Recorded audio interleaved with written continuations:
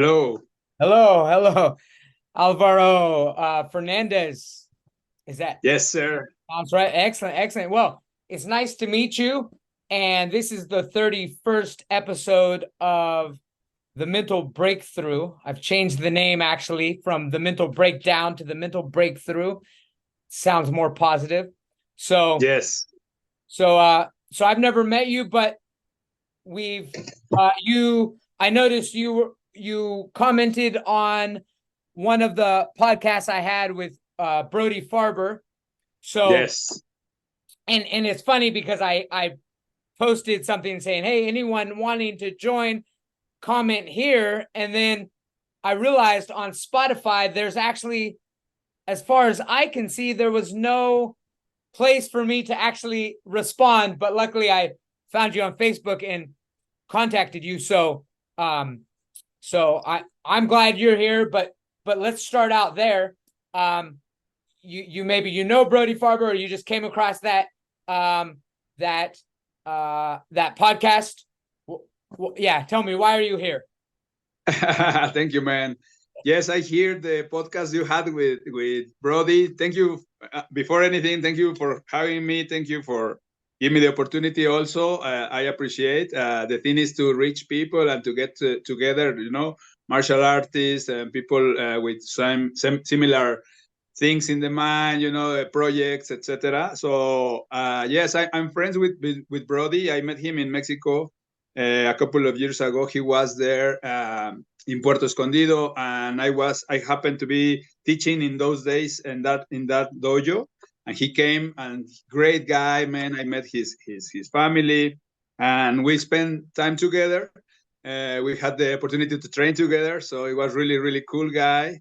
Of course, we knew who he was. He was in the UFC, like really good fighter. No, he made it to the roster, and great jiu-jitsu, but great person, man. He is very knowledgeable. He reads a lot. He trains, but he also studies acupuncture, nutrition. He's a really wow, man. I admire him a lot, and we are very good friends. So yeah, so when I he published his podcast with you, I of course I jump in. I hear it, and also when you make the open invitation, I said, man, I got a lot to give. No, I like my work, and so maybe we can try to do something together. So thank you for the opportunity, man. Excellent. Wow, no, thanks, and thanks for coming on the show. I mean, I think, as you know, it's not. Yeah, I'm not a big podcaster with a huge following, but I think I have an authentic following. Usually less than 20 people listen to the podcast, but it's slowly growing, and then they're real people like this. So I get to meet real people that listened, and that's really what is so wonderful about it. So a little about me. So you know a little about me because you listen to the podcast. And then, yeah, like, I'm in Thailand. I know you've just done this Sacred Sons things, which I'd like to talk about. That sounded really interesting. So who knows, we could end up meeting sometime just through this. So it's kind of like social media, except real, in Yes. social media. There's so many people that I probably would get along with, and I see them post something maybe, and they're just a friend of a friend, and and you never really get in a deep conversation. So let's get in a deep conversation. We can go anywhere. Is there, before we begin, I'm going to ask you about just your life, how you came Yes. about to be, but if you had any questions or ideas that came out of the That's okay. podcast that you listened to with uh Brody, we could start there. Otherwise, we'll start. Well, I think it's fair to talk about me because so the people will know who is talking, right? Yes. Well, I started my martial art journey since I was a kid. Like in Mexico, was very prominent the karate, the dojo, the karate do from Okinawa. They came here. It was big. They were training the police enforcement, and they were big. The people from Korea and Japan. So I took the branch from Japan. Actually, my father signed me up for that. So I was there doing So what age? karate in You're those you're days. you're young, elementary, or middle school? Yes, I think so. Yeah, around 6-7 years old, and then I started doing karate. Start competing. Then I start joining the swimming, and then the big wave of kickboxing came to Mexico. So kickboxing and full contact in those days. No, after karate was a little bit more savage and different kind of training, and then the Muay Thai came. So I started just training, not for so much or not for so long. So I went from karate to full contact, then a little bit of Muay Thai, and then Wing Chun. I started doing Wing Chun with one teacher here in Mexico that was in China and came here back, and then he started teaching Wing Chun. And then as many of us, I watched the UFC, for first time. I think it was in a videotape. Yeah. And then I said, I want to train that. I want to be Royce. I want to train with I couldn't believe they were training with the gi, doing on the floor, fighting, ground fighting. So wrestling has never been big in Mexico. We are more on the boxing side. So when I left the karate for a few, like maybe in junior high, I started with the boxing team, and I started doing rounds and sparring, and they taking care of your technique. Mexico's box is I think is one of the best in the world, if I cannot say the best. And they have really good teachers, people that went to the Olympics, people that is been fighting for international titles. There are many in many states. So in Mexico City, many in the gym it was Miguel Angel Gonzalez. By the time he was a world champion after Chavez, he was like the younger generation after Chavez. Okay. He got a really, really impressive record. I think more than 60 wins and 50 knockouts. So like really big name. He really was really good, and he was like the top of the line there in my gym, in Margarita's gym. Then I started doing boxing, but I started having headaches. So it was not good for my studying in those days. So my father said, like, if you're not gonna be a professional fighter, then you should quit, because this is not good, right? And then I stopped. I was training, but not fighting so much. Not much sparring. And then I started with the kickboxing. I started. It was easier for me, at least in the head. And then never professional. Only fights internal in the gym and all that, but I know my way around striking. Sure. I've been teaching sometimes too. And then when I started doing jiu-jitsu, I was a little bit late in life. I was like 29, 26. Okay. I started jiu-jitsu, and then it was just 2 academies in the city. And then I joined one, and then from then I love it since the beginning. So this is in Mexico City. You say the city, you're talking about Mexico City. Mm-hmm. That's where you were born and raised. All that's going on. So, I mean, Mexico City. Yes. So that's interesting that, so out of all of the martial arts, it was kind of the Brazilian jiu-jitsu came last. As far it wasn't. I don't know. I'm from California. I guess it kind of hit maybe in Mexico City the same time as, like 2002 or 2003. It seems like, little gyms started popping up. It kind of hit the world by storm. Obviously Mexico is a little closer to Brazil, but it didn't come there first and work its way up to California. It actually, around the 2000s here start hitting in Mexico. Yes, for sure. Okay. The thing is, it didn't came straightforward. So there was one Mexican, I know he was training with the Gracies in California and then came back. That was one. Okay. And there was another pair of teachers that were training in California, but they were living in Sonora. So Sonora is in the border. So they used to go back and forth and train. So were Mexicans training jiu-jitsu, but they were very, very far away. Like here is 10 hours from here, from Mexico City. Okay. Okay. Yeah. So my lineage is one guy that was my first teacher, Jackson Correia. He was training with TT, with Terere and Teles, that they were world champions back in the day in Sao Paulo. And he was from there. And his mom moved to Mexico, opened a restaurant, and he came with her. So he started looking for a place to train. And there was a studio with traditional jiu-jitsu, like Japanese jiu-jitsu, with strikes and all that. And he came there. It was the only thing he could find. And there was my actual teacher, Mario Delgado and Luis Fonseca. They were training there judo and kind of jiu-jitsu, Japanese. And then Jackson came from like the source, like Sao Paulo, TT, world champions, his teachers. So he had a really, really cool technique. And the guy was a big guy, strong, an athlete.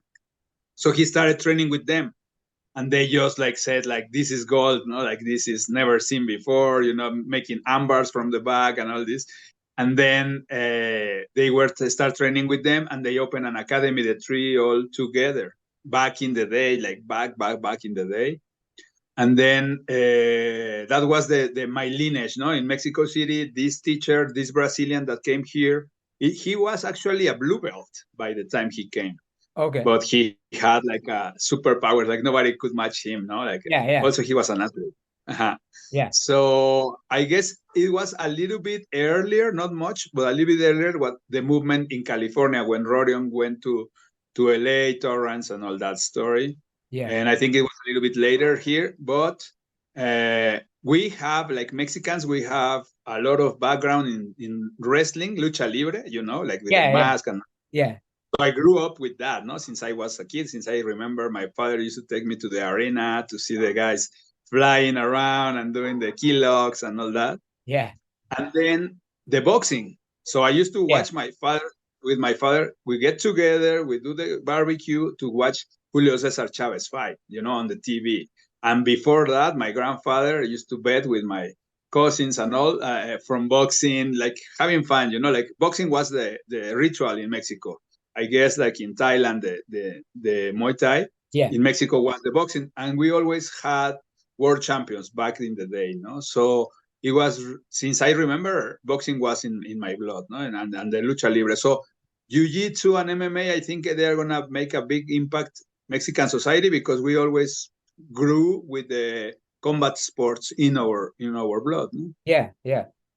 And I noticed that the Muay Thai, I mean, I remember my fight started my professional career started in Mexico. It hadn't blown up in America yet. There were like, I would say and they were actually our mixed martial arts.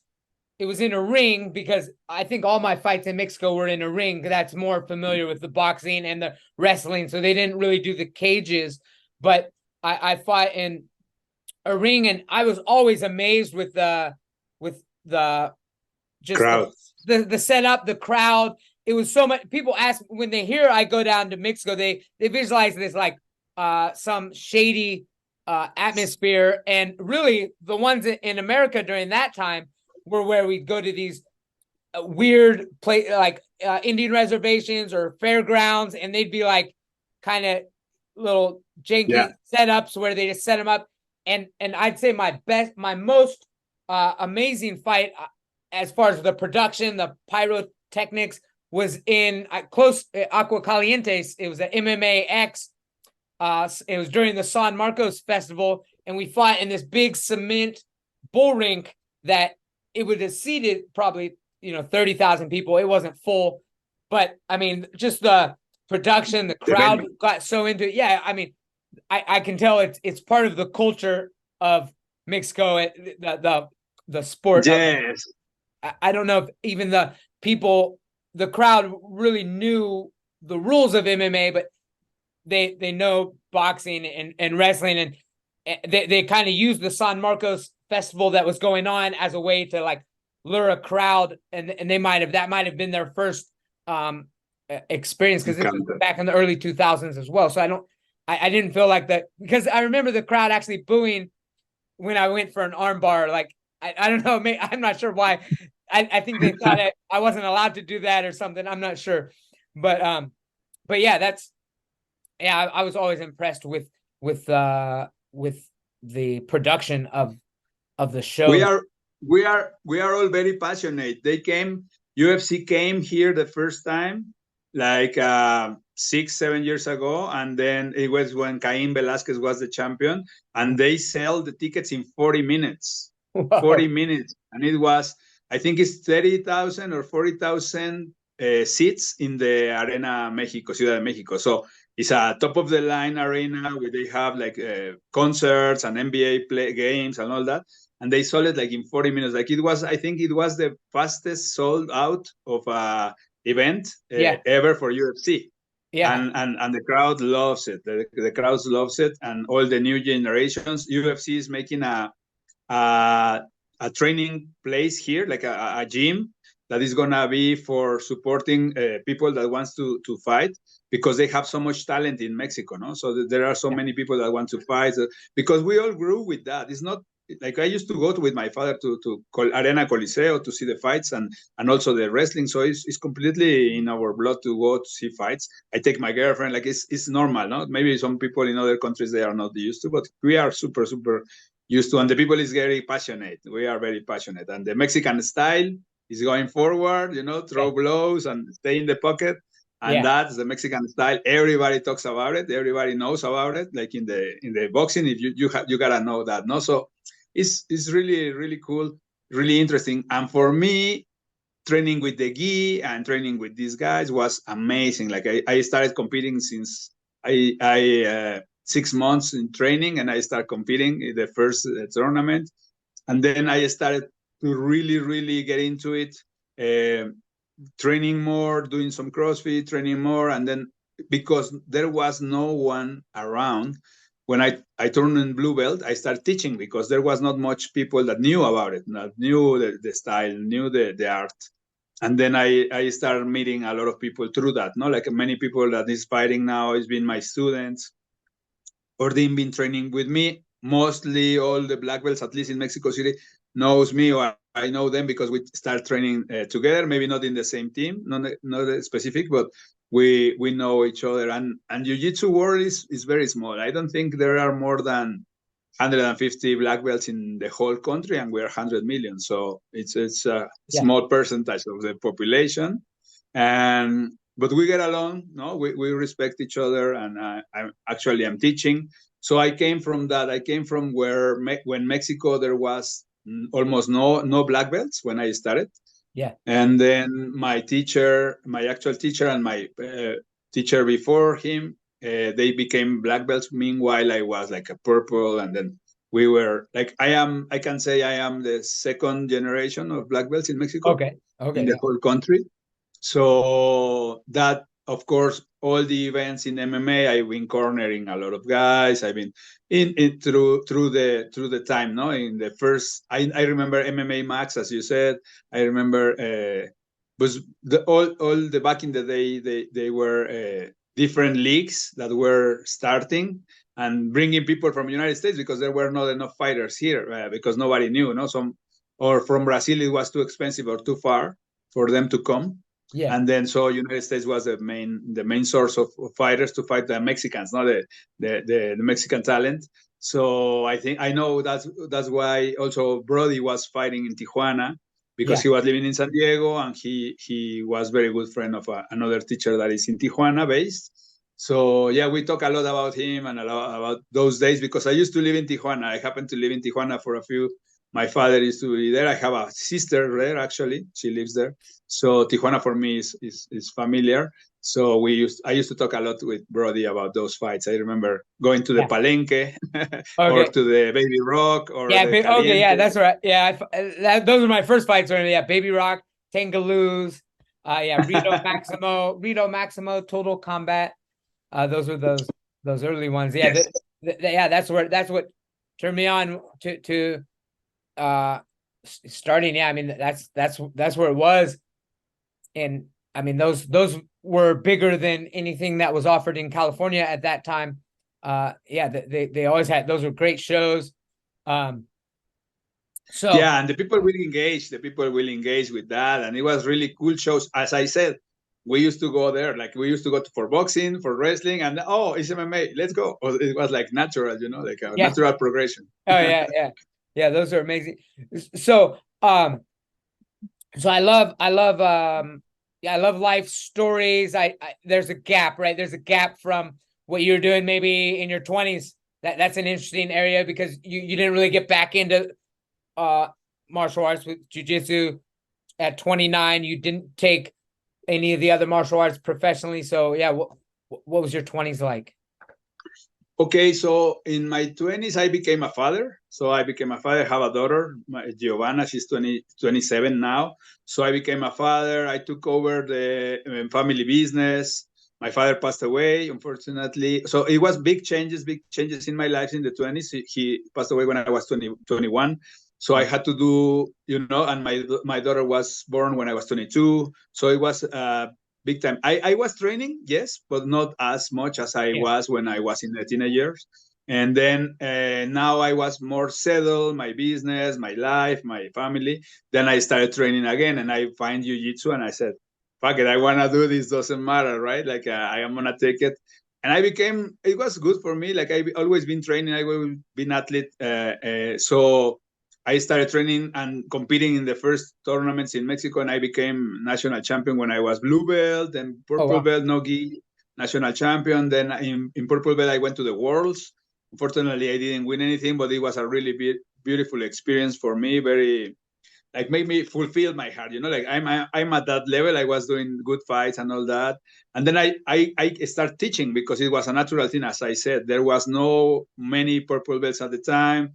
So people started like inviting me, hey, you want to come to this gym? You want to train with us? You want to give some advice, or cornering MMA fighters at the time, right? Yeah. So then that was my 20s. My 20s was more, I kept training more on the wushu. It was a friend of mine that was teaching that art, that's Chinese from Kung Fu, and the full contact, but not much sparring, to be honest, not much commitment, just to keep in shape, and some weightlifting and things. Yeah. My 20s were like that, and exploring a new way of life. So for me, it was like a big change, big leap of being mature, like very, very soon, no, in my life. We survived and we trained, and then I joined more committed to the martial arts, like jiu-jitsu. And I just fell in love with the art, like really, really, really nothing. I train, as I said, different arts, but this one really hooked me up. And the fact to be able to also share, not to be able to be a teacher, to be able to share the knowledge.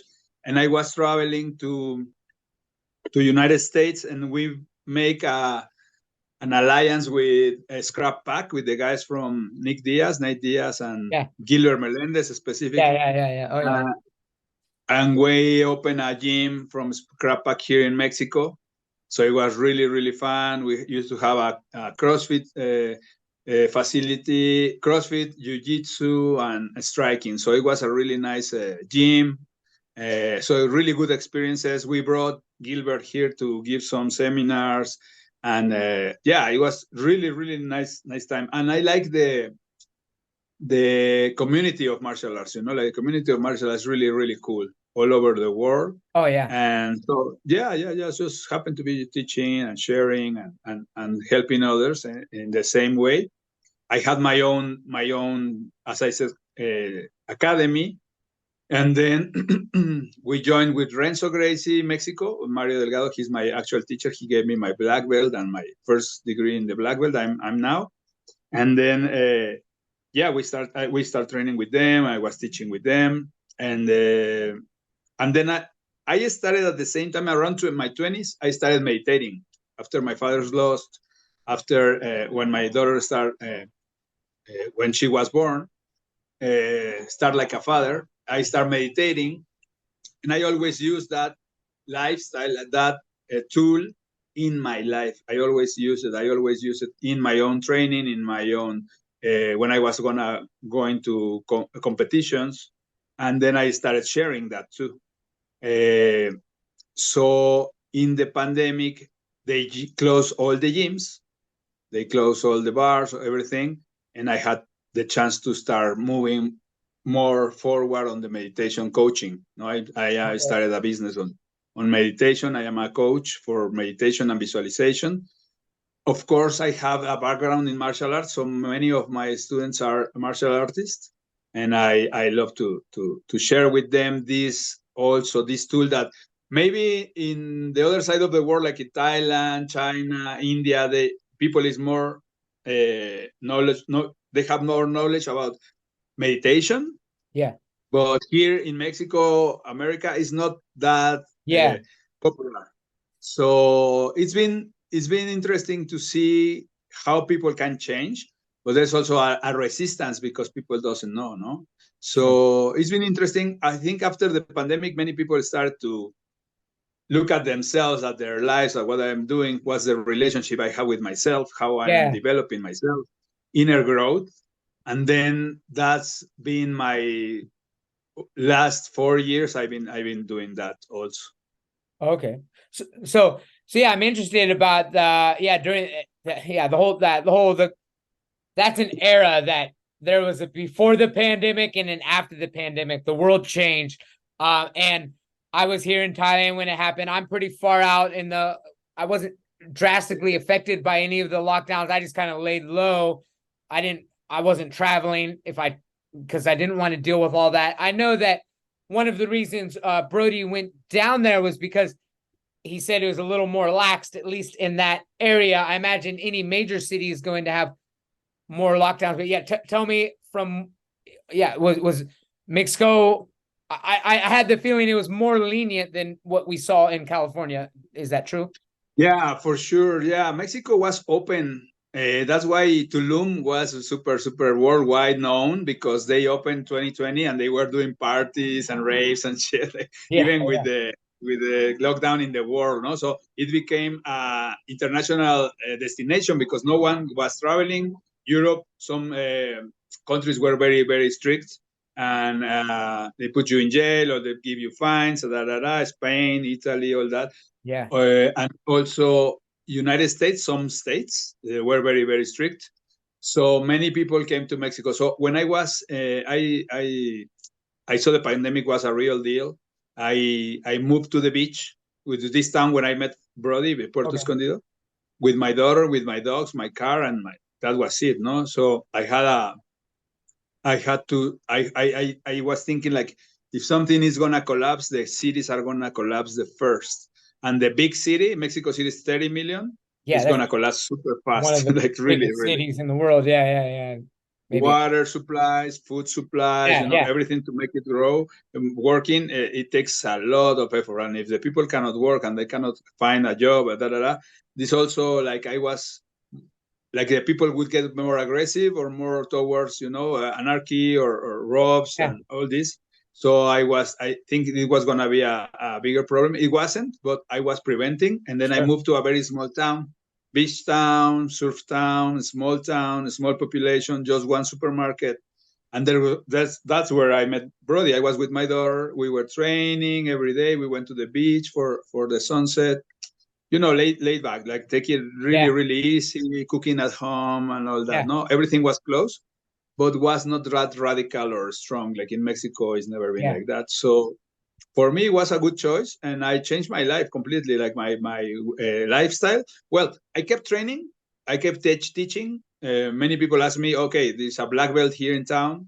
Of course, maybe we can take a class with you, So we were very mindful about it, but we were doing it, and I was teaching some guys, privates, and then the dojo opened a little bit, a few schedule, once a week, a small groups, and then I start teaching there, and then slowly it start open more gyms, and more people will come, and more business, and then start going back to normal. So, but for me, was more taking be ahead of whatever it could happen. I didn't know how bad was going to be. So for me, it was, as you said, I never lived like a repression or the lockdown like it is. I was buying things in the market and fresh fish and taking it easy, like very natural, very more positive, and very mindful about my nutrition and training every day as much as I could. But the realizations about I've been developing my business in 16 years, and then they shut it down. Yeah. No, it's like, wow, man. And I had like 3 or 4 years with my academy in Mexico City, another academy I opened after that, and then we had to close it. No, and I moved out from the town, and my partners remained with the academy, and I said, I have to go, man. I don't think this is gonna end well if we stay here. So then he stayed, and he was in a different part of his life, so it was good for him and good for me. And I moved to that. I stayed there in that town for a couple of years, and I start training and teaching. And I know a lot of boxing, as I said. I have good roots and good basic fundamentals of boxing. So many people wanted to try boxing or jiu-jitsu, and then it was a really good experience in my life in that time, because we couldn't do much, right? Yeah. So I think it was a good decision. I spent a lot of really quality time with my daughter too. So we spend and we get to know better each other, training each other, cooking for each other. It was really a beautiful experience. And then she came back to Mexico City. She wanted to be with her mom. I stayed for another year, and then I came back to Mexico. But then that's when I started my meditation business. Like I opened a website and I started doing more professional, because many people I was helping through like internet, Zoom and all this, they told me like, you have a lot to give. Like many people can be benefit from what you know. And then you should put it out. Like you should put it out. You speak English. There's many people that's suffering anxiety, panic attacks, depression, and so on. And then the rates are really high now in these days. Then this is a natural way for you to calm your nervous system, to understand yourself, to get to know you better, and to develop whatever you want to achieve. No, and then if you are not oriented, then you lose a lot of opportunity, you lose a lot of time, and then at the end it comes the blaming yourself. Oh, I didn't do this, why I didn't do that, no. So yeah, I opened that door, and it's been very, very, very nice, man. But I'm super happy. I have students in Australia, in Canada, and United States, Mexico, of course, many states, fighters, from housewives to fighters. And it's been great, man. Like people is receiving this information really well, and it's been helping them, no? And that fulfills my heart. Of course, it's a business, yes, because we need to interchange energy, money wise. If you can pay and I can give you something that is gonna make your life better, it's good for both. But more than anything, the payment, I guess, I feel is in my heart. No, when people change their lives, start feeling better, less anxiety, etc. Yeah. So I mean, at what when did you? Did somebody teach you meditation? I mean, I know you did traditional martial arts. I did some of those, and some of my senseis would kind of do it in class. Was it informal, or did you have how did you develop that skill?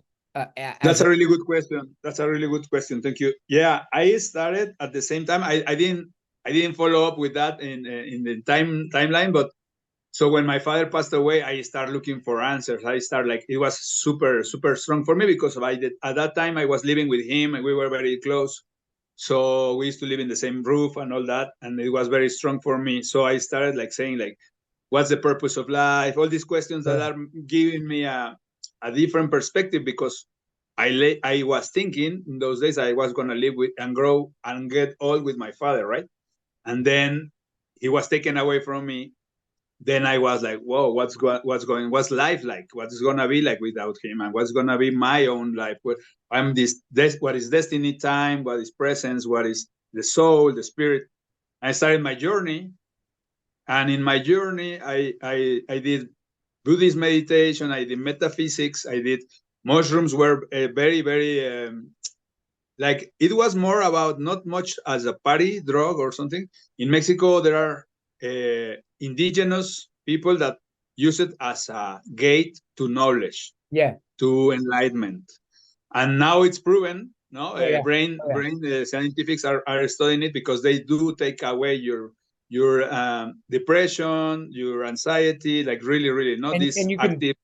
reform certain networks that may have been closed or damaged, and yeah, absolutely, absolutely. Yes, sir. I had some good experiences when I was young, and I could have, I mean, I it could have went bad, but yeah, I'd always like to be by myself. I always did it in nature, and just if I did it with friends, we'd like both go out in the nature, and then we'd find each other back at the end, and we both would have this amazing experience. We thought we were like gone for days, it's just a few hours, but I did have a couple incidences when I did them with too many people around, or end up at a party on shrooms. And yeah, that's terrible. It's such a bad, yeah. And you like lose the opportunity to introject, like lose the Yeah, opportunity to see yourself, to have a yeah, deep contact with you. So in Mexico, I had the opportunity, and I was very lucky to meet people that were very into that in a spiritual way. Mexico, they have the Mazatecos. It's a tribe. They live in the mountains in Oaxaca, and they do it. The grandfather give it to the grandson. yeah, They've been doing it since they were kids. So yeah, there's nothing wrong. There's yeah, nothing bad. There's nothing like all this judgment yeah, uh, from these times, from these cultures. They don't understand, or they didn't yeah, understand them, but they are, and the guys are really clear, really nice people, people that works on their fields, and yeah, farmers, and really cool guys. And then I had the opportunity to be there, and then I spent some time there, and it helped me, give me a different perspective too, yeah, spiritual perspective. yeah, They do all a ritual and everything. I think that's the way it should be. Then it helped me with pain. It helped me with my loss and all that. And then I was very fortunate to meet a fourth way teacher. A fourth way teacher. So the story is like this. My friend happens to be in jail. One of my best friends, he was in jail. So I go there to visit him, and then he gave me a book. Hey, thank you for coming, man. This is hard times, but I'm having a good time. And I was like, what? Come on, man. What's going on? No? And he said, yeah, man, I read this book, Fourth Way book. And I was like, fuck off, man. Get away. No, get out of here. And then he said, no, man, I'm having a good time. I'm learning to know myself. I'm at peace with what's going on in my reality right now. I know it's difficult. I know it's a burden, but I'm not suffering it.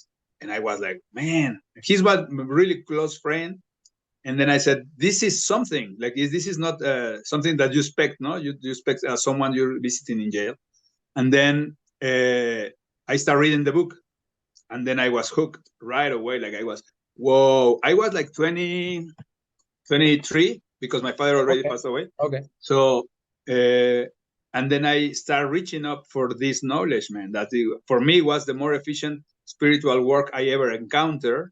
So wait, This say is the name of the book, Fourth Way. What? Wait, Fourth Way. Fourth Way. Fourth Way, and Yes. what is that? What is the origin of that? That's a Russian. It's a Russian okay, philosophy. It's very okay, well known now. You can okay, Google it. I think it's a lot of information right now. It's been around for 120 years. It's pretty young philosophy. yeah, Comes from Russia. Uh, and then I started digging. Like, there are many books. I started like devouring the books of Fourth Way. I was really, really into it. And then I find a school. The philosophy is supported by a network of schools around the world. And one of the main things I like, the main teacher back in the day, he was saying, like, question everything I say.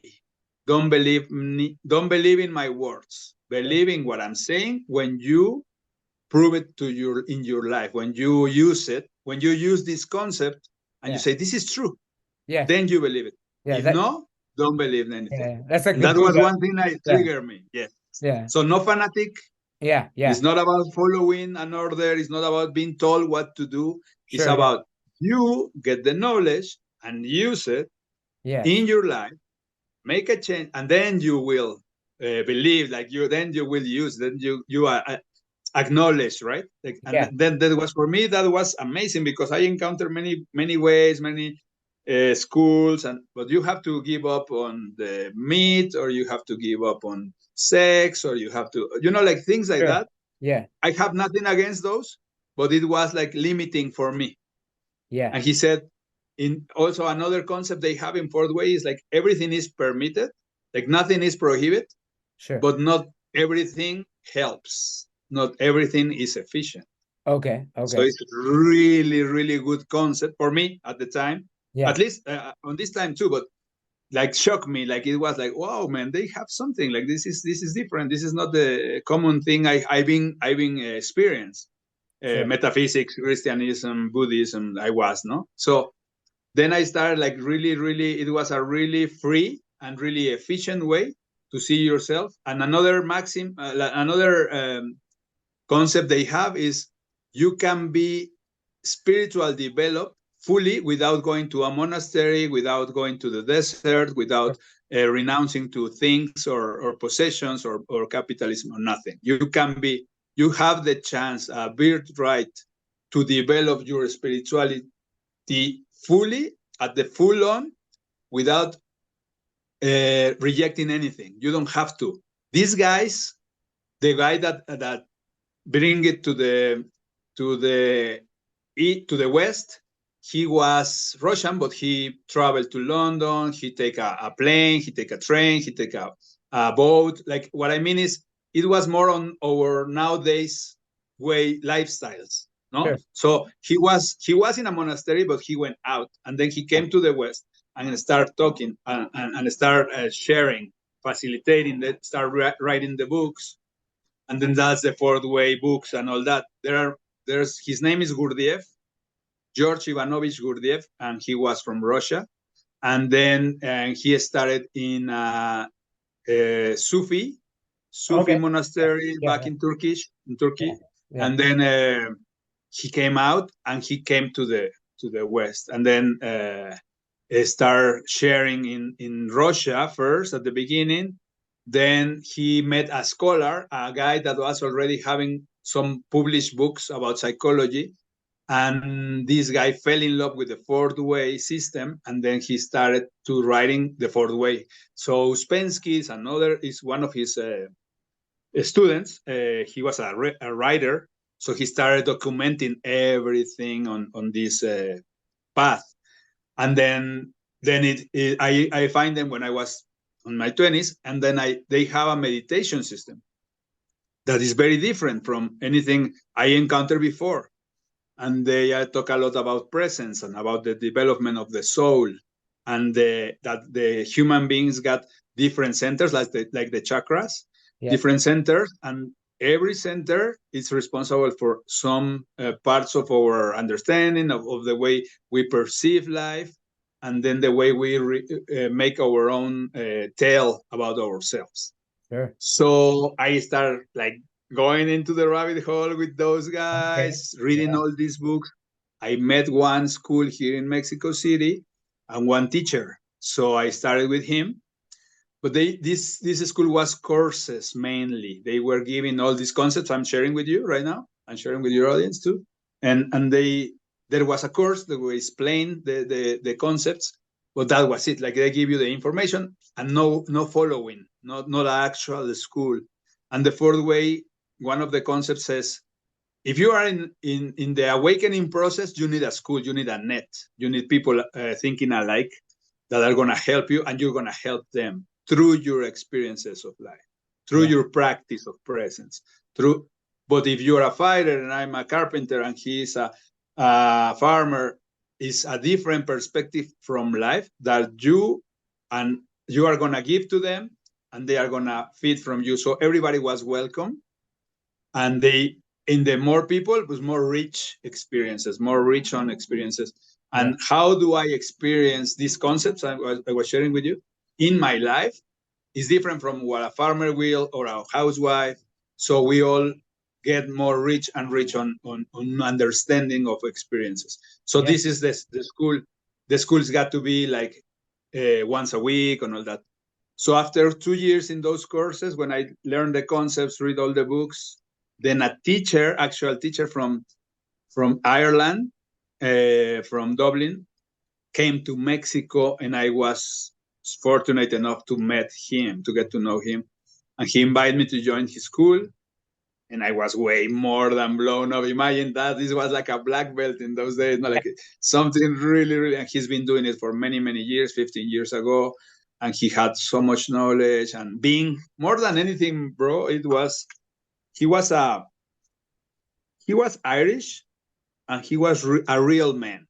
Like he had a wife, a divorced, kids, bills to pay. Like he was not with a white turban. I'm the higher being, you guys. No. He was my friend. He was my of course, he was my teacher. No disrespect, but he was a man, and that called my attention.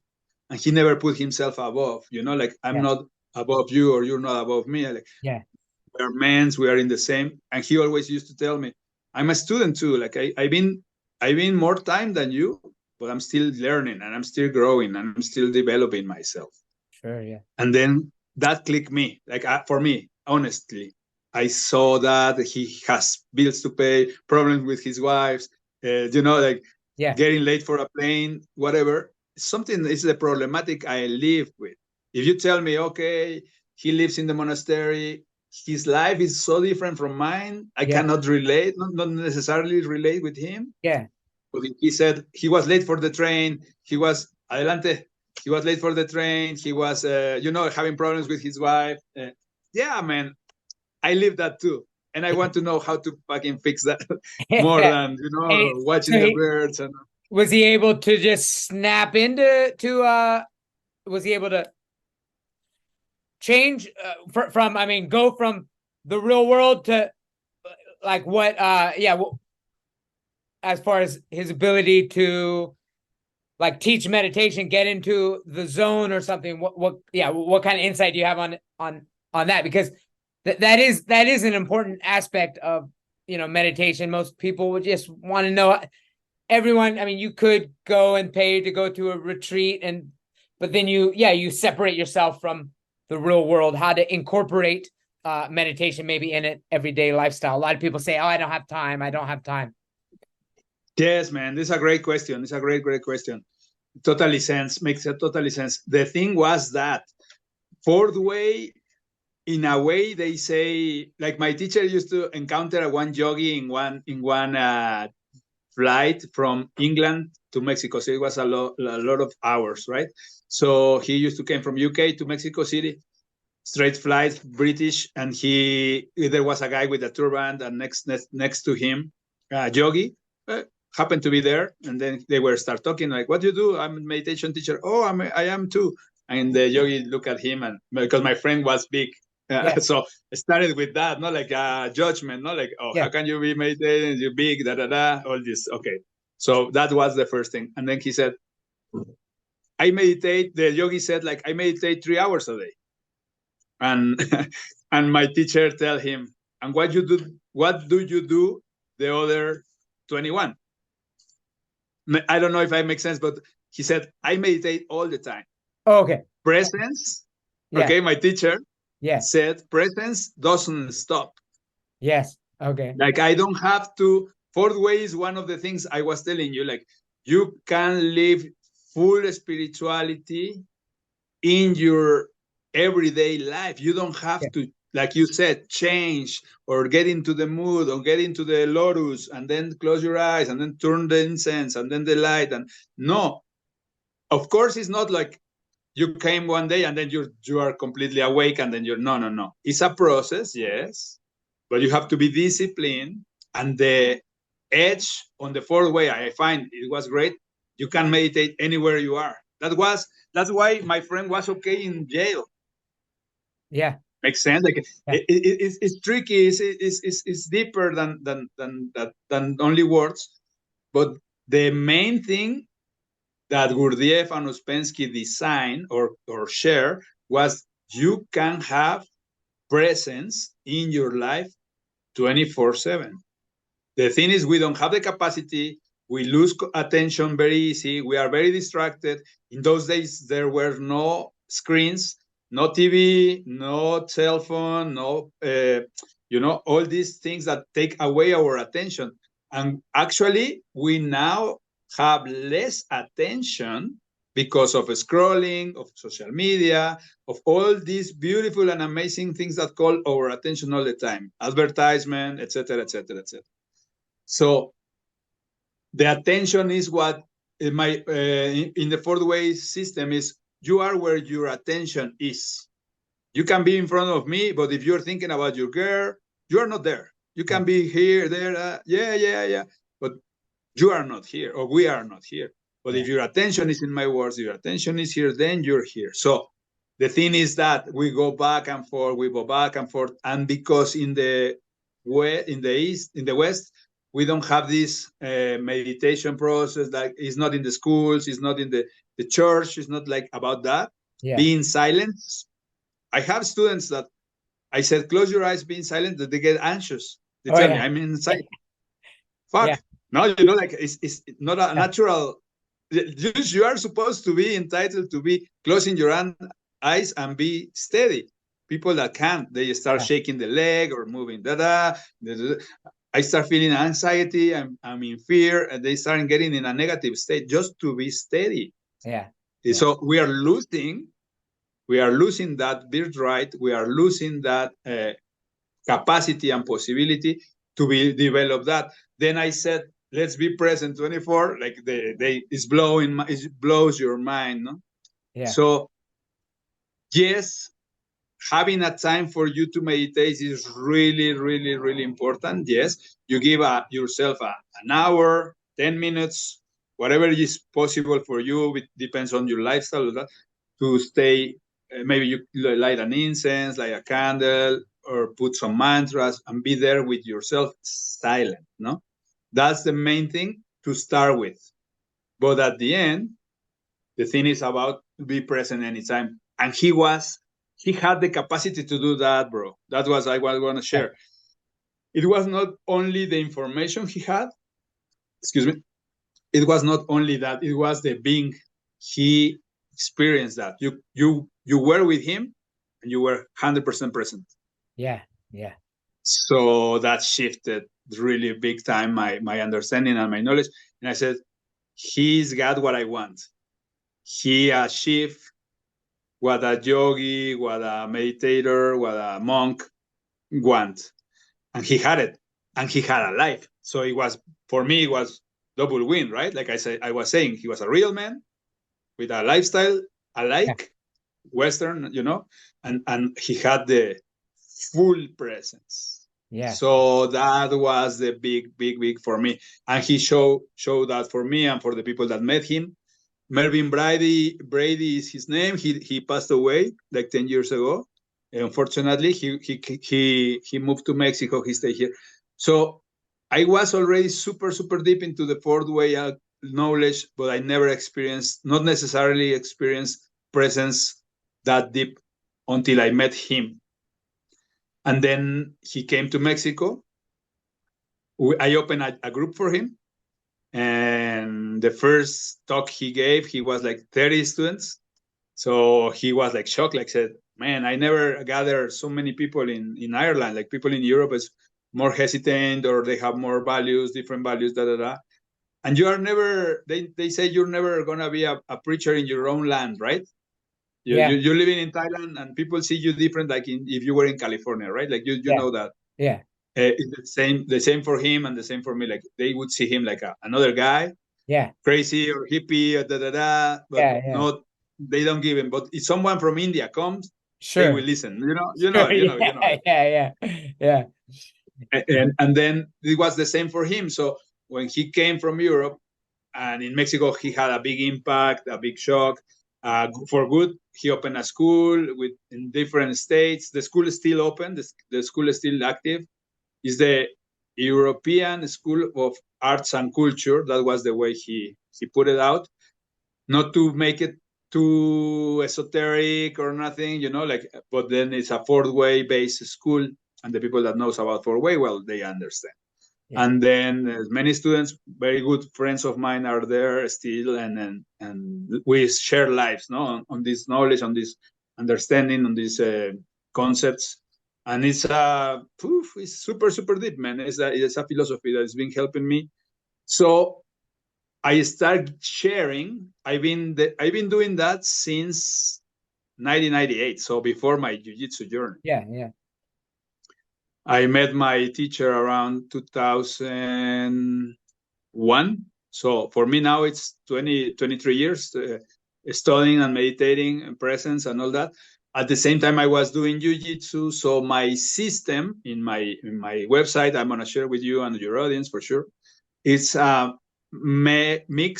personal mix of the martial art discipline and concepts, hierarchy, courage, composture, all these things that we are using in martial arts, competitions, training, teaching, learning, and also presence, receptivity, development of your inner world, inner warrior. And I blend them together in order to facilitate a system that has been helping me to start with, right?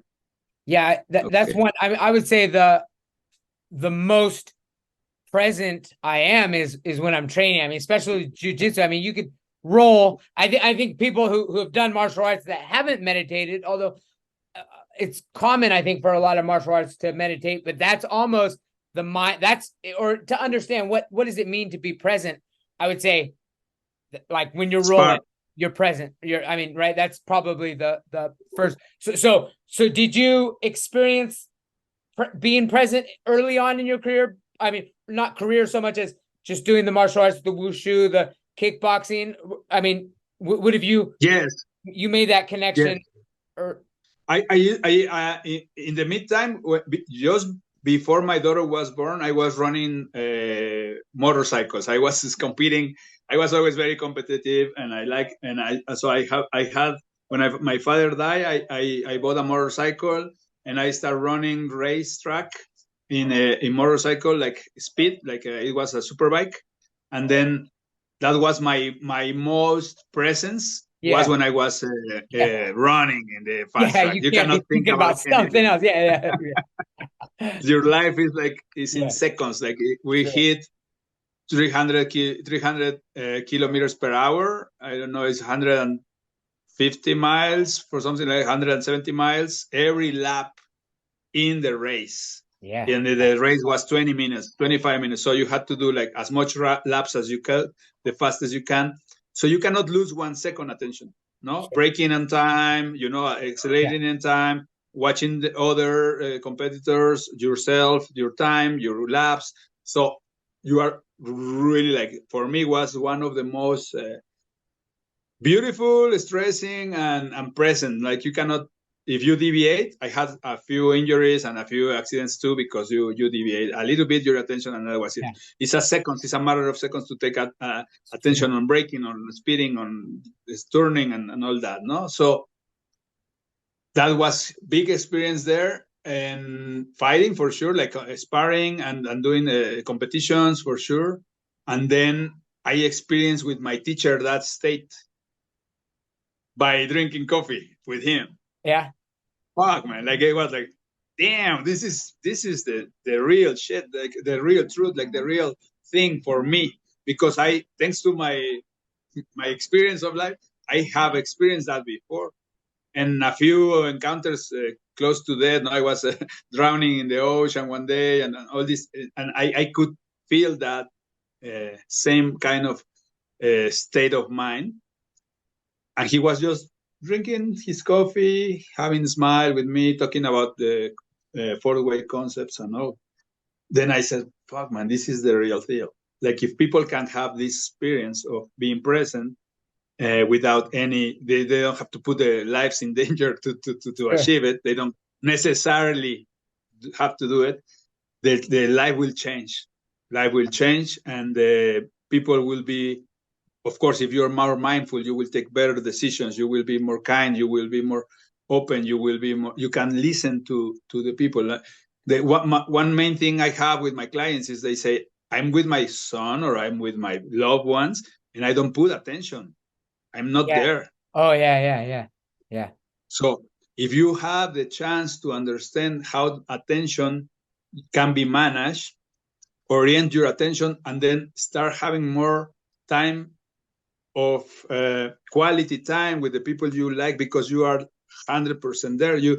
You train your attention through meditation to be fully training, fully working, fully with your couple, with your son, so that's huge, man. It develops all your potential to be the best version that you can in actual terms. This is real. This is not concepts or philosophy. No. This is real.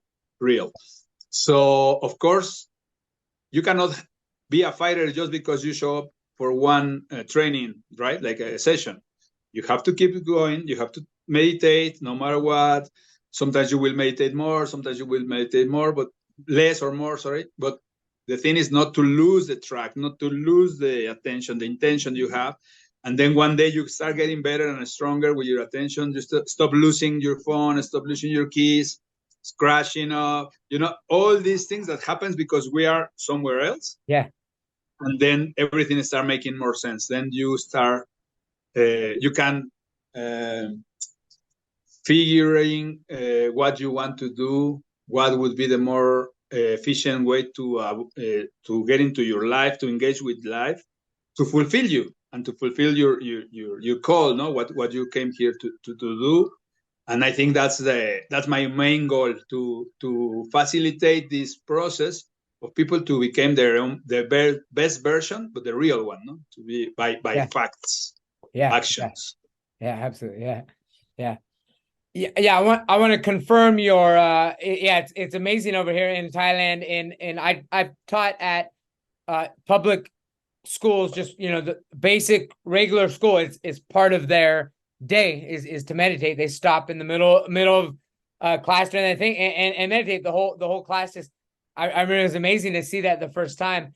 And then they have extended courses that they break up. There's mostly Buddhist, but there's some Muslim in there that they'll break up to get a little more deep into a specific like religion, but everybody meditates. It's not a religious thing. It's not the entire class will all meditate. They just see it as that's practice. It's something just part of the culture, and it makes so much sense, especially for students and just to early on in life to make it a regular practice. And then that's how you become you don't see shootings, you don't see school shootings in Thailand. No, I'm not just exactly. Was one, but it's extremely rare. Yeah. And it was a school shooting. It was in the mall. It was in a mall or something, just in Bangkok. Yeah, first one since I've been here over a decade. But and it was shocking. It was a shocking thing. But it was I don't know even the details, but something. Yeah, don't worry. But what I mean is less stress, more management of stress. Get to know yourself. Get in touch with your body, get in touch with your emotions, understand your emotions, understand your thoughts. Then you are not lost. The thing is, you'll never be in touch with all that, and then one day, boom, and then everything is very difficult. I'm not judgmental. I'm not better than anyone. But the thing is, if you put your intention in doing that, in working that, your life will change dramatically, and you will be more satisfied with yourself. That's something I share with my clients, my students. Be fulfilled with your life. Be happy with who you are. Be mindful. And how you get that? If I have the feeling I'm achieving something. So if I want to learn Thai, every day I put 3, 5 minutes, 10 minutes, 12 minutes in learning, another language. If I want to train jiu-jitsu, then okay, I'm gonna 1 hour I commit 2 times a week, and then that week is worth it. I feel good. I'm moving forward. Doesn't have to be like one day learning 24 hours and you're gonna wreck your body. No. It's slowly but steady. Be mindful, be present, and the meditation is something in your lifestyle that you can, when you take it and acknowledge all the big impact will have in your nervous system, in your dopamine, in your serotonin, in your mood of the day.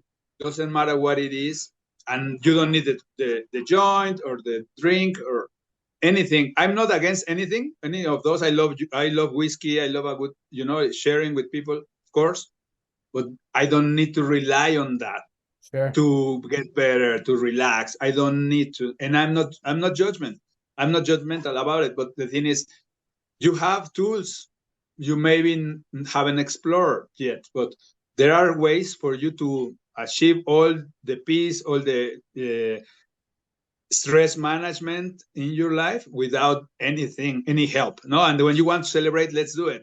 I smoke some tobacco. I like whiskey, but I don't rely on that only to be okay. That's the thing, no, and that's it. And this is just for well-being. Absolutely.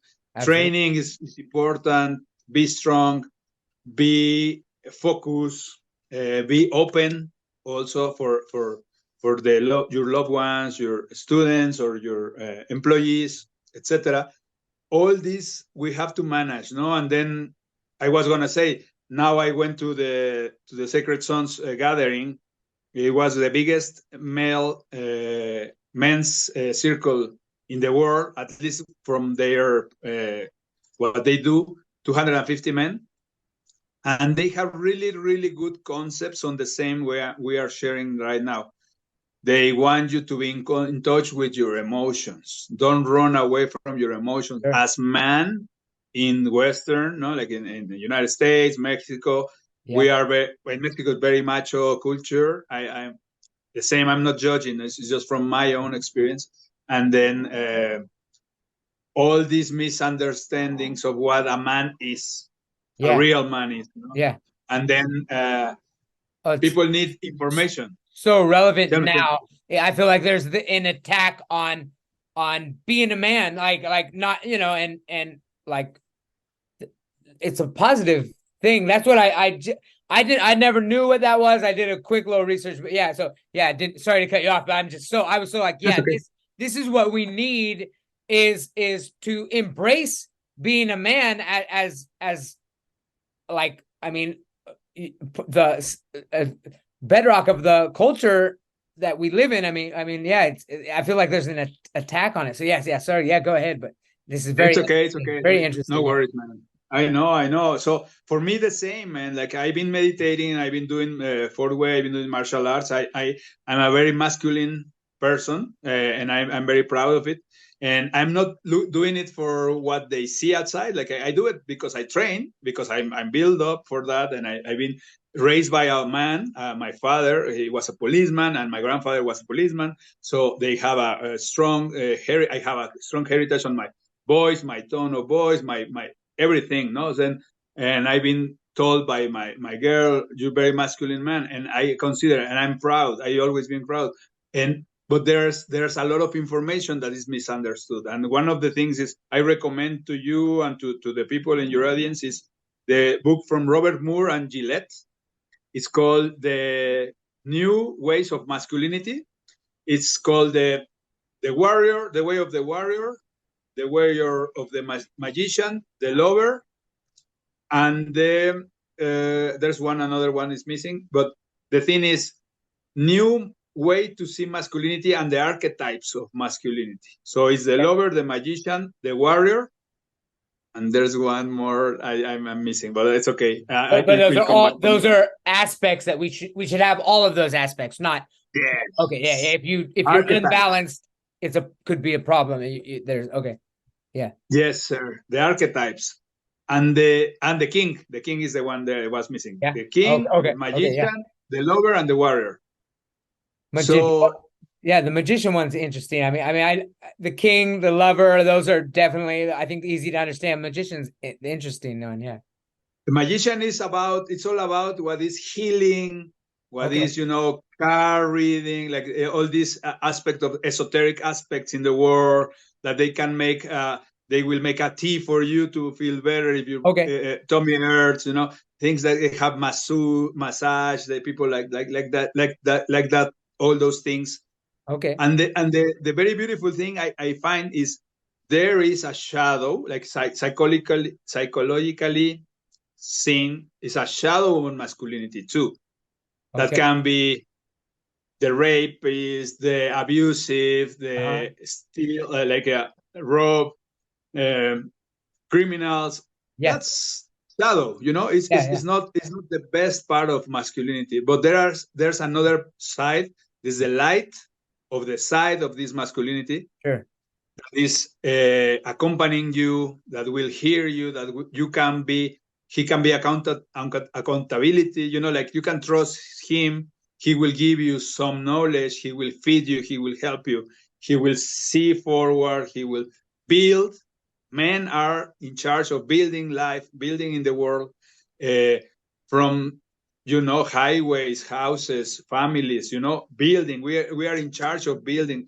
That's the positive parts of masculinity, you know, being brave, be strong, go for a war when the people cannot go for war. And all these things are positive, and they have let us live the life we are living now. Thanks to my father, thanks to my grandfather, thanks to his father, we are now who we are now. And maybe I'm wearing clothes because of them. You know, like I have my knowledge, my beer, all from them, right?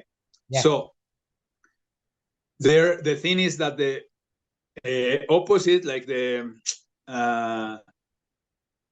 feminist, there's a toxic feminism and there's a light feminism, like the shadow of feminism, the negative part and the positive part.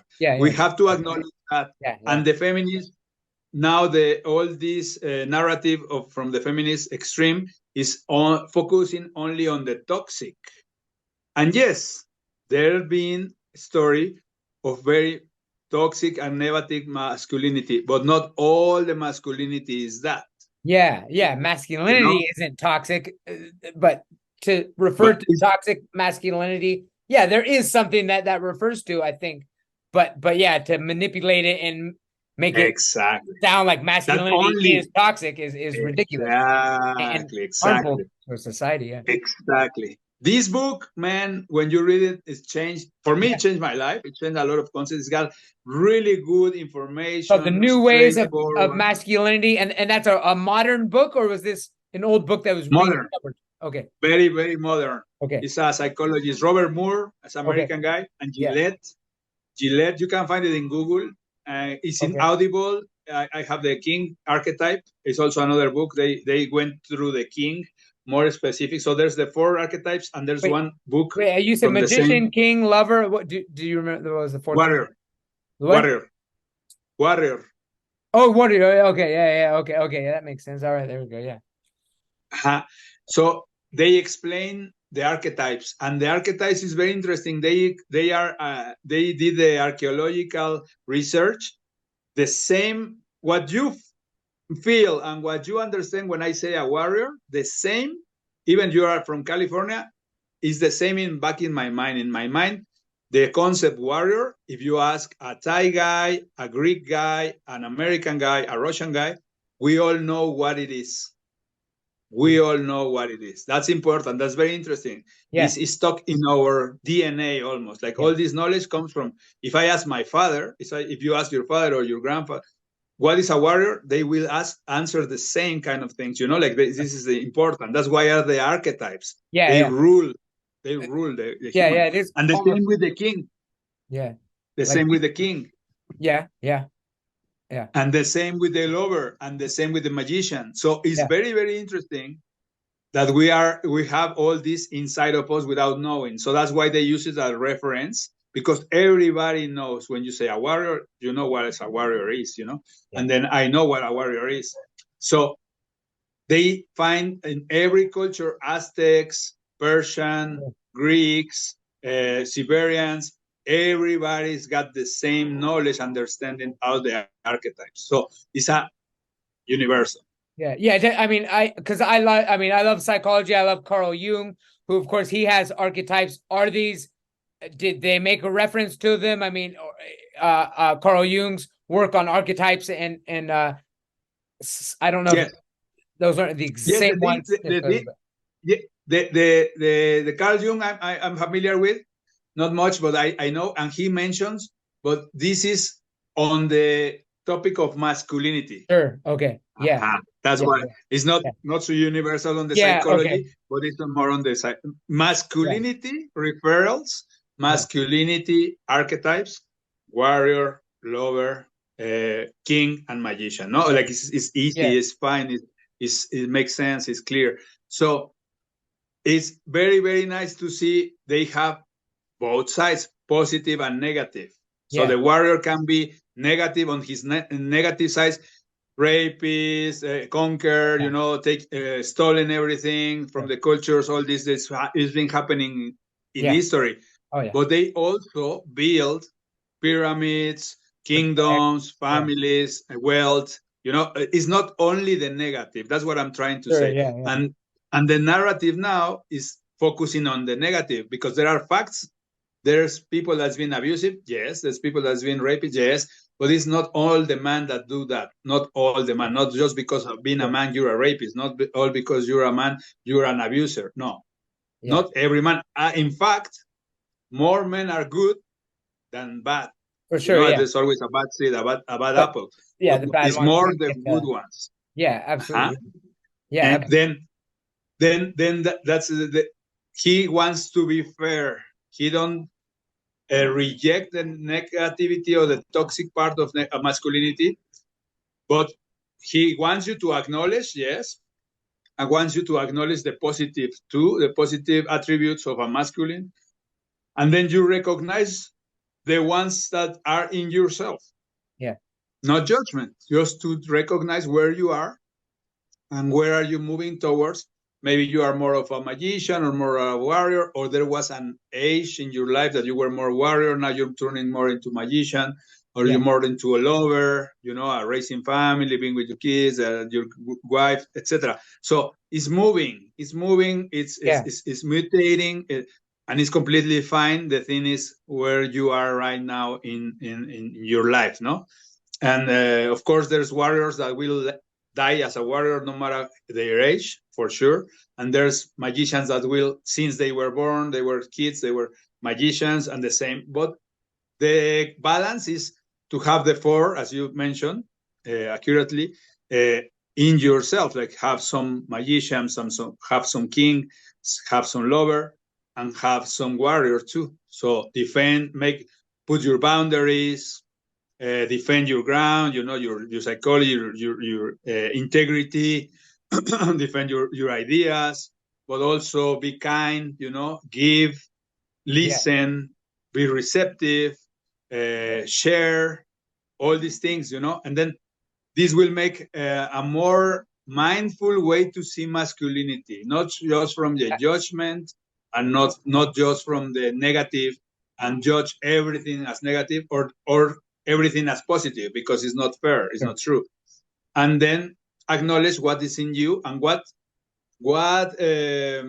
capabilities you want to cultivate. What are the, maybe I'm not so much receptive as the lover, and maybe I'm not, or I'm too strong as the warrior. Then I've been a little bit impositive or very strong with some people. I shouldn't. Then you modulate yourself to be a better man. Sure, yeah. Be strong, be proud, but with balance, balance. I keep visualizing like a yin yang, and in some aspect, some part of masculinity, I think, is embracing some femininity. I mean, we're all humans, and we do have some feminine qualities, and I think in some ways, and from those archetypes, I would say the magician and the lover, there are an aspect of femininity in those, while the warrior and king are pretty much more stereotypical masculine. There is within masculinity femininity, and I think sometimes people are scared of that. That's kind of like what you said about like the sacred sons, that like, yeah, we are also emotional creatures. We are humans, and we can't block those off. So maybe you could give a little bit either on what, like, I think that's one of the biggest problems, aside from telling people that they're attacking their manliness, but then also attacking and maybe saying, that there are aspects that, like, emotions. So yeah, maybe focus on, tell me more about that, like facing your emotions and how that is from a masculine perspective, that you should embrace your emotions. Obviously, that doesn't mean I just cry because something happened, but I mean, we have emotions. So yeah, tell me more about that. It was the beautiful experience I live in this gathering. I was saying we step a little bit on the book, but the book is one of the things they recommend, and there's a few other books that I will recommend to you also. But the thing is, I saw something that, like, when I met my teacher, I told you that he was a real man, like he had the same kind of lifestyle like mine. I saw the founders of Sacred Sons there. Okay. And I saw them crying. I saw them fighting. They were doing sparring. Yeah. They were leadering, and they were talking their hearts out, like really from experience of being. So that makes sense for me, man. Yeah. That makes sense. I'm 49. I live my life. I know almost all the world. I've been traveling. I know all these teachers, all these people I met. So I'm not gonna be full that easy, you know. And this, with all due respect, I was, maybe this is more pretentious, or I wasn't 100% sure when I went there. That's why I went. I wanted to live the experience, and I didn't see any fake, man. That was really cool, man. Okay. Simple terms. Yeah. People were there because they were very, very commit with more people to be functional. They talk a lot about, there's a lot of dysfunctional men, specific with, because it's sacred sons, dysfunctional people, but more on the men. They are moving on this topic. And if you become a more functional man, and they saw some gaps, how can you become a more functional man?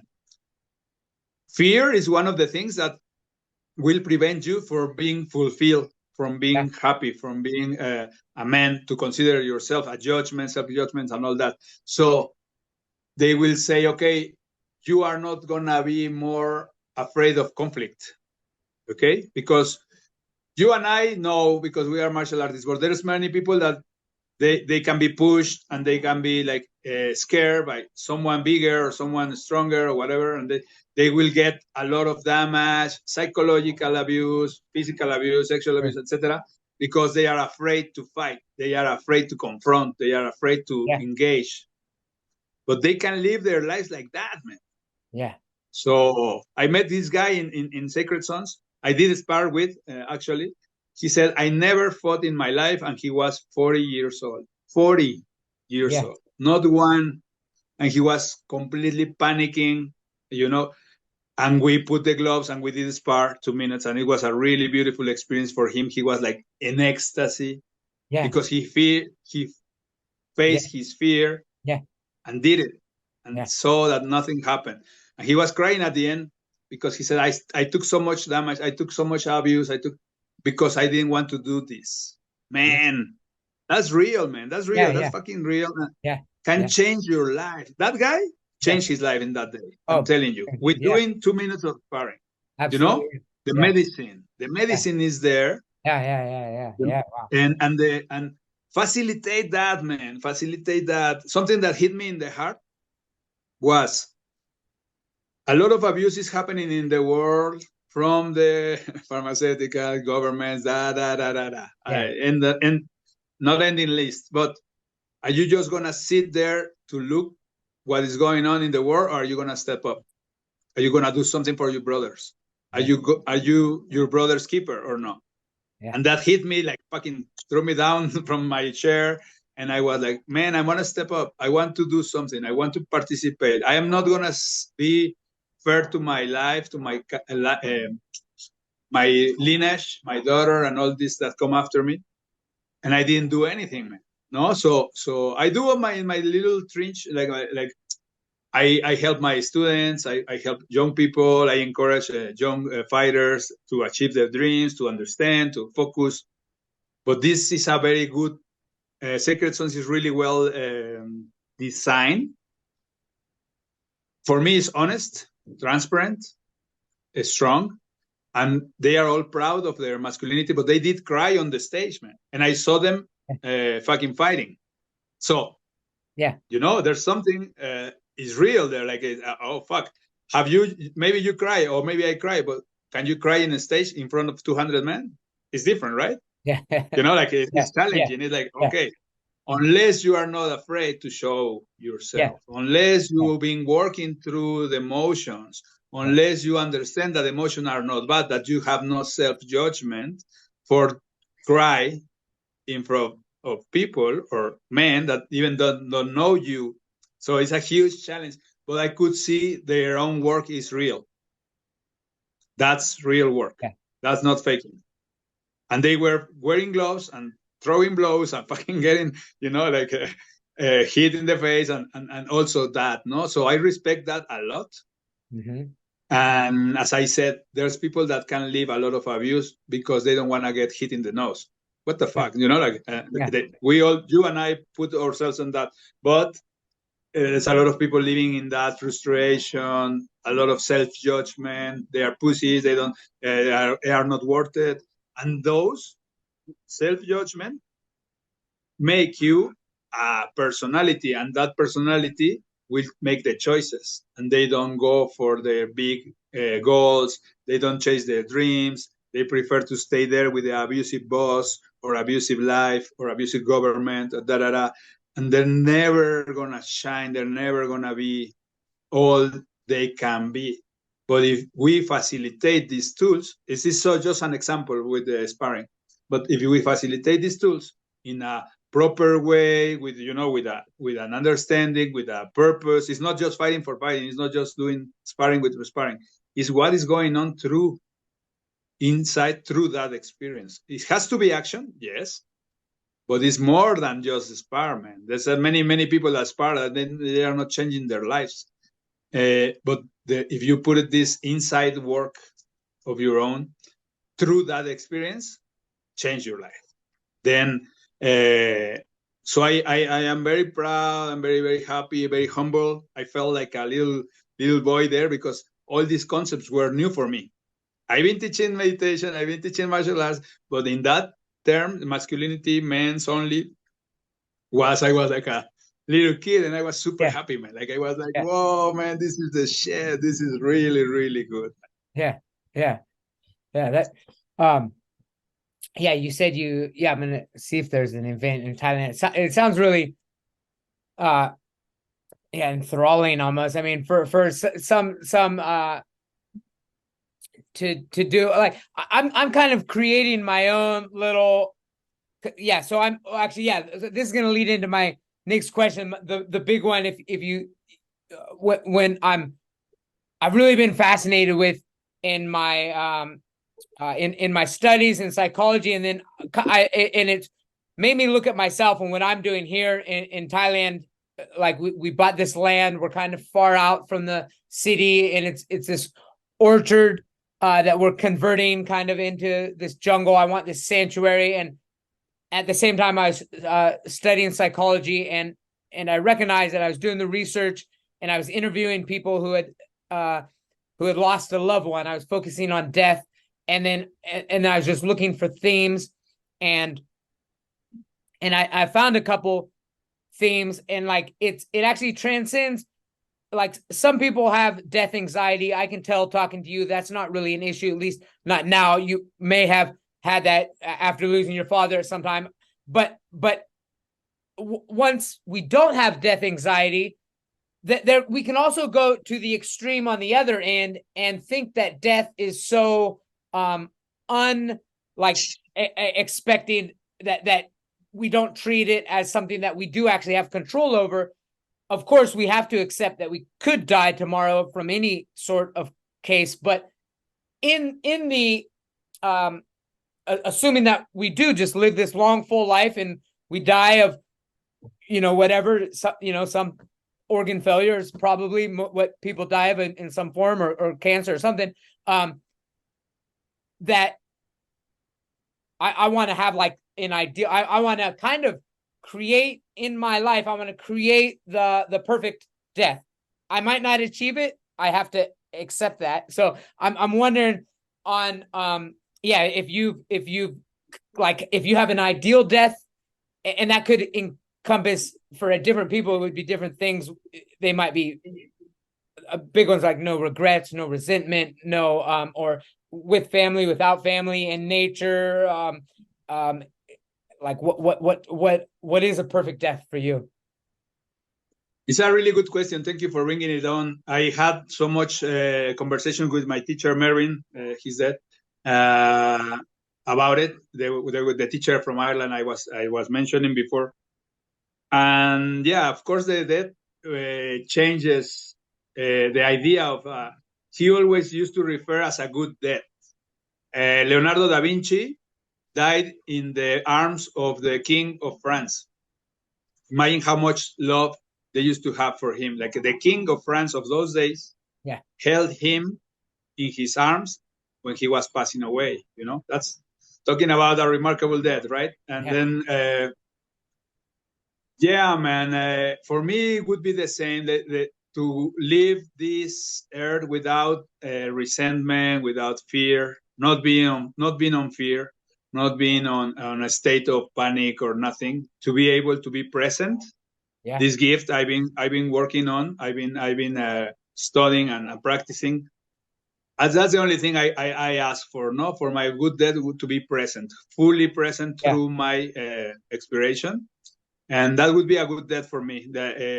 I want to be in a state of meditation for sure. I want to be silent, seated in my bed. Depends on my capabilities at the moment, but accepting it, facing it face to face, and no fear. No fear whatsoever, and satisfied, man. I think most of the things I'm doing right now, helping another human beings, helping friends, helping students, giving back from what Mervyn gave me, Gurdjieff gave me through his books and all this, giving back. I think then I'm gonna left the earth better than when I was, when I arrived. Yeah. In some people's life, I'm very, very positive about making a big change. They will remember my name and make a smile. That's enough for me, man. I don't want a Ferrari. I don't want to, no. That's not my goal now.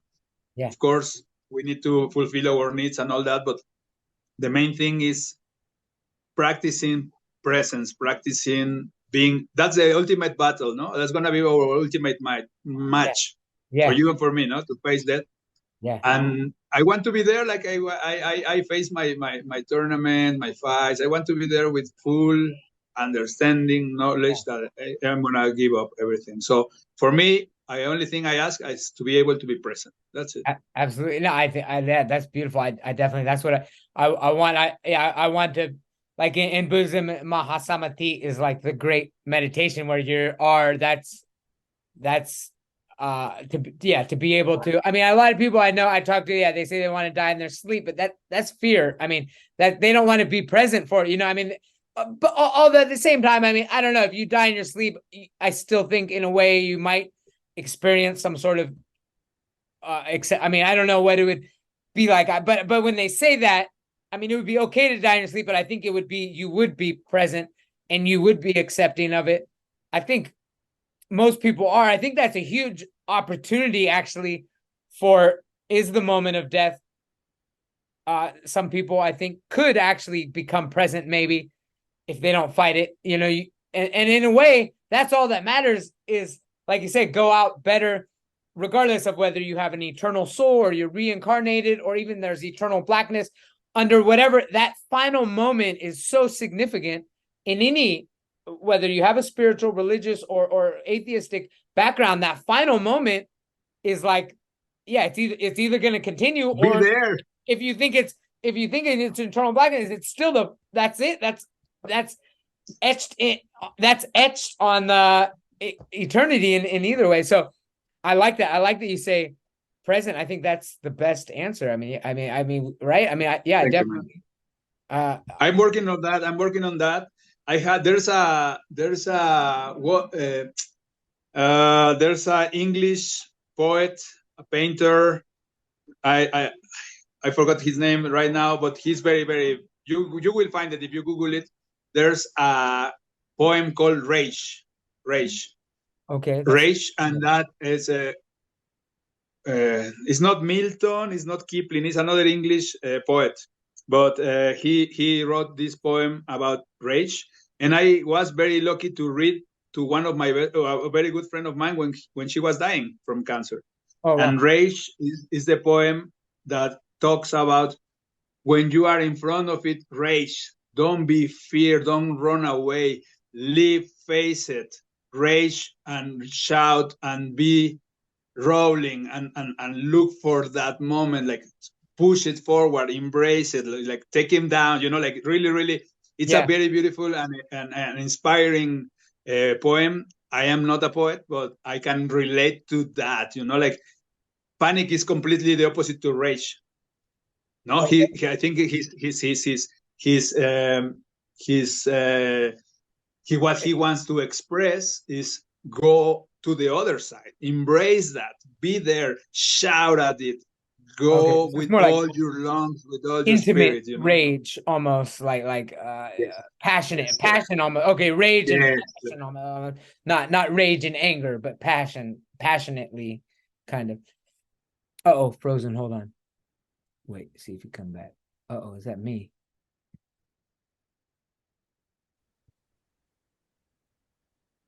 I cannot hear you. Or okay, yeah. Okay, yeah. I think that's my internet. I saw some weird stuff happening. Okay. Okay. Well, yeah, maybe. Yeah, I usually have really good internet. That sometimes something. Yeah, I've got. It's funny. I live in a village, or I live in this orchard out on village, but I was able to string fiber to my house, so it's really good. But so yeah, that almost. I mean, there's so many aspects. I mean, all these topics we touch on. I mean, philosophy is just, in psychology, it's so important in martial arts, and that it's wedded together. There is this masculinity too. One thing we didn't touch up on that it has to do kind of with some of this, facing death and stuff, is stoicism. Is that, would you say the Stoic philosophers also tied into Sacred Sons or anything else? Is there any thread you want to make there? No, just thank you for the opportunity, man. I really enjoy the conversation here. I'm glad you're making all this, and I felt really happy and engaged and comfortable to talk to you, man. You are a great host, and I hope the best for your show. And we keep in touch. I'll share with you some more information, and whenever you want to invite me, I'm 100% on. I hope you find it interesting, or something about my story and about my goals and all this I'm sharing. I'm gonna definitely send you the poem, my website, and some of the other books, and then you can find some more information about that. And thank you very much for the opportunity, man. I'm very happy. We can finish with that. People go and look sacredsons.com, and they will find more information about it. I just share just part of my experience, but there are so many things. Yeah, that's good. No, I like that. That's what it is. Like I said, a small little following that are listening, but they're real people, and it's nice to have real conversations. I'll probably have somebody else.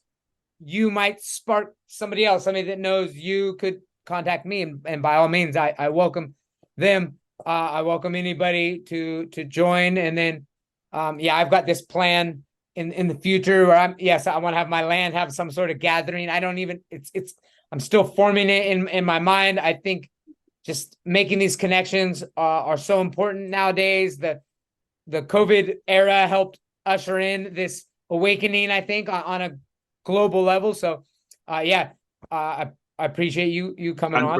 On, and I'll thank you, man. The same. And anything you need, please give me a call or send me some messages. I know the Sacred Sons, I'm not 100% sure, but I think they do one in Thailand. I'm not sure where or when, but there's the calendar there. And then if you can join, that would be nice. And they do make like a Zoom calls to give more information for the people that is interested. And there are like information they can share. Like even if they want not coming to Thailand, they can send. I know there are online courses too to get the first immersion and all these concepts and it's really cool. And they have a leadership group. I'm doing just to close on that note, is I am doing my first men's circle in December. In the first week of December, I'm gonna do my own first. After I participate in one, I took the leadership one, then in Mexico, and then I'm gonna do facilitate one for the people I know. Okay, wow, yeah.